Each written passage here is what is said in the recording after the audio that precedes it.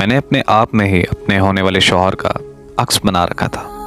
मेरी नज़रें हमेशा ही उसे ढूंढती रहती थी। फिर एक दिन अचानक इंटरनेट इस्तेमाल करते हुए मेरे सामने एक वीडियो आई। वो कोई कहानी थी और मैं वो कहानी पढ़ने लग गई। वो कहानी पढ़ते पढ़ते पता ही नहीं चला कि कब आंखों में आंसू आ गए। कहानी के मुकम्मल होने तक मैं मुकम्मल बेचैन हो गई। और फिर जब मैंने उसकी बाकी वीडियोस देखी तो मेरे जिस्म में से जान ख़त्म हो गई और मैं मुसलसल रोए जा रही थी कि कोई शख्स इतना दर्द कैसे लिख सकता है। दर्द क्या होता है ये मुझे एहसास था। क्यों? मैंने अपनी सबसे अच्छी दोस्त अपनी माँ को खो दिया है। फिर ना चाहते हुए भी मैंने उसे मैसेज कर दिया। मुझे एक दिन से ज़्यादा हो गया था उसकी वीडियोस देखते हुए। मैं ना ही कुछ खा पा रही थी और ना ही सो पा रही थी। फिर अचानक से उसका जवाब आ गया। मुझे समझ नहीं आ रही थी कि मैं उससे क्या बात करूं।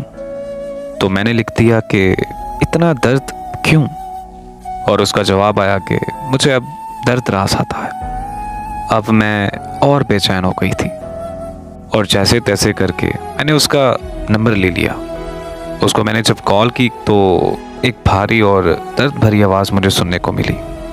इतना दर्द मैंने कभी किसी की आवाज़ में महसूस नहीं किया था। मुझे उससे बात करते करते 4 दिन गुजर गए थे। मेरे ज़हन दिल पर बस वही सवार था।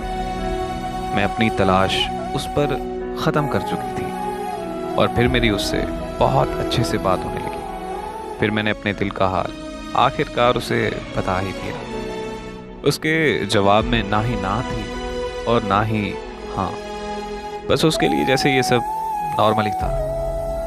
हम लोग ऐसे शख्स के पीछे अपनी ज़िंदगी बर्बाद कर देते हैं जिसको एक लम्हा भी पछतावा नहीं होता कि उसकी वजह से कोई ज़हनी मरीज़ बन गया है। वो हंसना भूल गया है। वो महफिलों की रौनक रहने वाला अब तन्हाइयाँ ढूंढता फिरता है। अगर तो इस शख्स जिसने बर्बाद किया है सुने तो भरपूर एक कहकहा लगाकर कहे कि मैंने तो नहीं कहा था कि मुझसे मोहब्बत करो। वो एक बहुत प्यारा शेर है कि कहते हैं कि इश्क किया है तो तबाही से मत डर और अगर तबाह होना है तो जम कर इश्क कर।